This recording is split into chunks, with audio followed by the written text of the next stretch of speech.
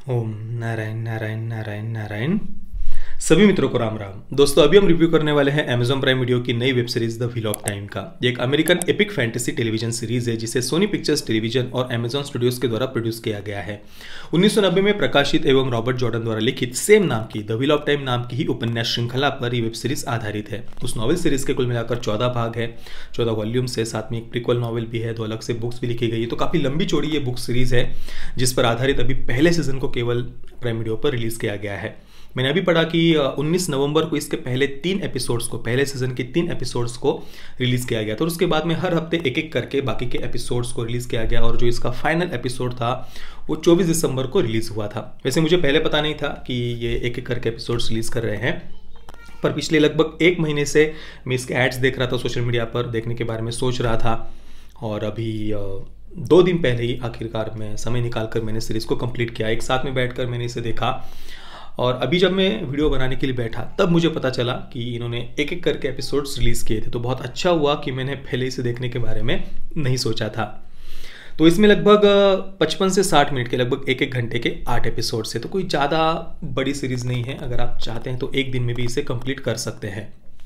अब देखिए, epic fantasy genre पर ये सीरीज आधारित है। आजकल जो बड़े बड़े OTT प्लेटफॉर्म्स है वो इस जॉनरा में कुछ ना कुछ बनाकर ऑडियंस को अपनी तरफ आकर्षित करने का प्रयास कर रहे हैं। जितना मुझे पता है, एपिक फैंटेसी जॉनरा में सबसे पहले HBO ने गेम ऑफ थ्रोन्स सीरीज बनाई थी। वैसे फिल्में वगैरह हमने इसके पहले कई सारी देखी हुई है, जैसे कि Harry Potter, the Lord of the rings वगैरह जो फिल्म सीरीज है वो हमने देखी हुई है, पर वो फिल्म्स थी।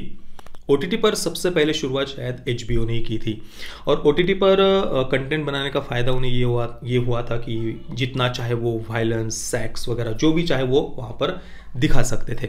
और मैंने पर्सनली गेम ऑफ थ्रोन्स देखी नहीं है, पर जितना मैंने कुछ ऑडियंस के रिएक्शन वगैरह देखे हुए हैं, पढ़े हुए हैं, जो कुछ क्लिप्स या प्रोमोज वगैरह गेम ऑफ थ्रोन्स के मैंने देखे हुए, उसके आधार पर वो किस जॉनरा पर आधारित है और कैसे वो एक वर्ल्ड वाइड सक्सेस थी, इतना मुझे उसके बारे में पता है। अब गेम ऑफ थ्रोन्स के समाप्त होने के बाद में बाकी भी जो OTT प्लेटफॉर्म्स है वो ये जो गैप बना हुआ है वहाँ पर अपनी जगह बनाने का वो प्रयास कर रहे हैं, उन दर्शकों को अपनी तरफ खींचने का प्रयास कर रहे हैं। नेटफ्लिक्स ने भी द विचर के माध्यम से यही करने का प्रयास किया। द विचर का सीजन 1 तो ठीक था, पर सीजन 2 तो बहुत बहुत ज़्यादा डिसअपॉइंटिंग था, निराशाजनक था। और अभी द Amazon प्राइम वीडियो भी इन्हीं दर्शकों को अपनी तरफ खींचने का प्रयास कर रहा है। अगले वर्ष वो the Lord of the rings की पूरी एक अलग से टेलीविजन सीरीज लेकर के आने वाले हैं और उससे पहले उन्होंने रिलीज किया है द व्हील ऑफ टाइम को। ये भी एक एपिक फैंटेसी जॉनरा पर आधारित है। एक काल्पनिक दुनिया है, भविष्यवाणी है, क्रीचर्स है, मैजिक है, वायलेंस है, सेक्स तो उतना नहीं था, मतलब कुछ थोड़ी बहुत सीन्स में न्यूडिटी है, पर हाँ इन्हीं सब बातों का मिक्सचर उन्होंने इस सीरीज के माध्यम से दर्शकों को देने का प्रयास किया है। मैंने जब सीरीज़ को देखना शुरू किया तो कई सारी अलग अलग कंटेंट की सीरीज़, फिल्मों की वगैरह हमें याद आती है, जैसे कि हैरी पॉटर हो गया, the Lord of the rings हो गया। गेम ऑफ थ्रोन्स तो मैंने देखी नहीं है, पर जो कुछ मैंने प्रोमोज वीडियोस वगैरह मैंने आपको बताया जो देखे हैं, उसके आधार पर विजुअली तो सीरीज़ कम से कम उसी प्रकार की लग रही थी। हालांकि ये जो खिचड़ी उन्होंने बनाने का प्रयास किया है वो मुझे पर्सनली खिचड़ी पसंद है, पर ये खिचड़ी बहुत ज़्यादा बेस्वाद हो गई थी, टेस्टलेस हो गई थी। मेरे लिए कम से कम ये सीरीज़ कंप्लीट कर पाना बहुत बहुत मुश्किल हो गया था। 8 एपिसोड्स थे, पर बड़ी मुश्किल से मैंने इन्हें कंप्लीट किया।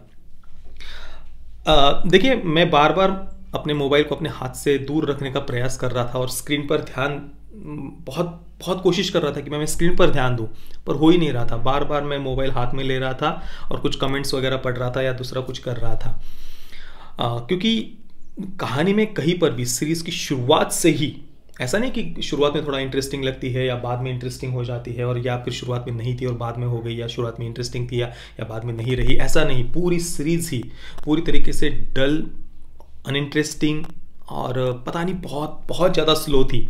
ऐसे लग रहा था जैसे उनके पास दिखाने के लिए कुछ था ही नहीं और ज़बरदस्ती सीरीज़ को स्लो मोशन में डालकर उन्होंने कंप्लीट किया है। मतलब कई सारे एक्शन सीक्वेंसेस थे जो स्लो मोशन में थे या बहुत धीमा म्यूज़िक बैकग्राउंड में बजते रहता है, और स्लो मोशन में कुछ सीन्स उन्होंने दिखाए हैं जिनके पीछे कोई मतलब ही नहीं बन रहा था।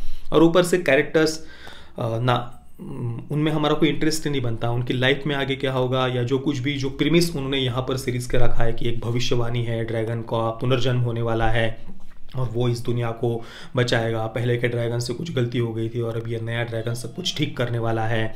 एक मैजिकल दुनिया है और जो एक ग्रुप दिखाया है जिसका नाम मैं 1 मिनट आपको बताता हूँ, क्या बड़ा ही विचित्र सा ही उसका नाम था। एस सेदाई नाम का ये ग्रुप है। इस ग्रुप के पास में ये मैजिकल पावर्स वगैरह होती है। इसी ग्रुप की जो मॉरिन नाम का एक कैरेक्टर है जो फिल्म का मुख्य पात्र भी है, वो इस ड्रैगन रिबॉर्न को, जो ड्रैगन का पुनर्जन्म हुआ है, उसको खोजने के लिए निकली हुई है। एक गांव में उसे 5 लोग मिलते हैं जिनमें कुछ पुरुष भी है, महिला भी है।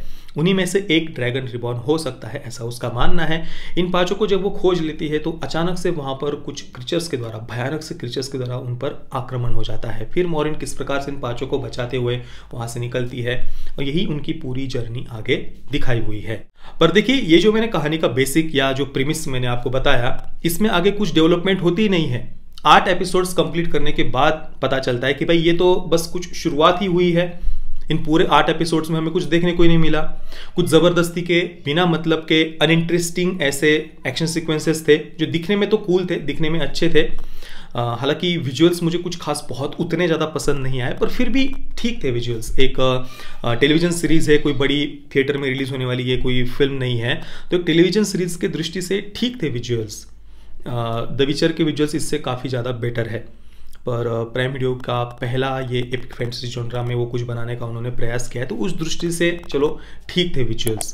पर बस उन ठीक ठाक से विजुअल्स को अगर हम छोड़ दें तो उसके पीछे जो एक इमोशंस होने चाहिए, भावनाएं होनी चाहिए, उन कैरेक्टर्स में जो हमारे दर्शक के रूप में जो इंटरेस्ट बनना चाहिए वो बनता ही नहीं है। मतलब शुरुआत में ही जब मॉरिन इनको खोज लेती है, उसके बाद में उस गांव पर, छोटा सा गांव दिखाया है, उस पर जो आक्रमण होता है, उसके पीछे कोई कहानी, कोई फ्लैशबैक या कुछ ऐसा डेवलपमेंट, कैरेक्टर डेवलपमेंट या उस सिचुएशन को उन्होंने कोई प्रॉपर डेवलप किया हो, कुछ हमें दिखाई नहीं देता। डायरेक्टली बीच में से जैसे स्टोरी शुरू हो गई है, ऐसे लगता है उन कैरेक्टर्स में पहले दर्शकों का कुछ इंटरेस्ट बनाया जाए, या चलो शुरुआत में नहीं तो बाद में ही सही, कहीं पर तो हमारा उन कैरेक्टर्स में इंटरेस्ट बने ना। पर ना मॉरिन और ना ही वो 5 कैरेक्टर्स जो पूरी तरीके से डल थे, मैं यही कहूँगा। किसी में भी, किसी के भी जीवन के साथ या उनके साथ आगे क्या होगा, हम किसी के बारे में भी केयर कर ही नहीं पाते। या ये जो पूरा मैजिकल वर्ल्ड, ये जो काल्पनिक दुनिया उन्होंने बनाई है, जो शायद कुछ जहाँ के लोग धनुष्यबाण और तीर, कमान, कुल्हाड़ी वगैरह, भाला वगैरह इनका यूज़ कर रहे हैं, घोड़े पर सवारी वगैरह करते हैं, तो ये किस समय में स्थित है कुछ प्रॉपर उन्होंने बताया तो नहीं है। इस अलग से कोई अलग यूनिवर्स उन्होंने यहाँ पर दिखाया है, या इसी यूनिवर्स में कुछ मध्ययुगीन समय को उन्होंने दिखाया है, या क्या मतलब उन्होंने प्रॉपर टाइम पीरियड तो नहीं दिखाया। पर इस पूरे जो एक अलग जो उन्होंने यूनिवर्स यहाँ पर उन्होंने बनाने का प्रयास किया है, ये काल्पनिक दुनिया, उसमें कहीं पर भी हमारा देखने का इंटरेस्ट बनता ही नहीं है। हालांकि उन्होंने 2nd सीज़न को ऑलरेडी अनाउंस कर दिया है, वो भी 1st सीज़न के रिलीज़ होने से पहले ही, मई 2021 में ही उन्होंने 2nd सीज़न को अनाउंस भी कर दिया था। पर अमेज़ॉन प्राइम वीडियो का ये जो प्रयास था दर्शकों के इस वर्ग को, जो इस जॉनरा को पसंद करते हैं, उन दर्शकों को अपनी तरफ खींचने का प्राइम वीडियो का ये जो प्रयास था, वो मेरी दृष्टि में तो विफल रहा है।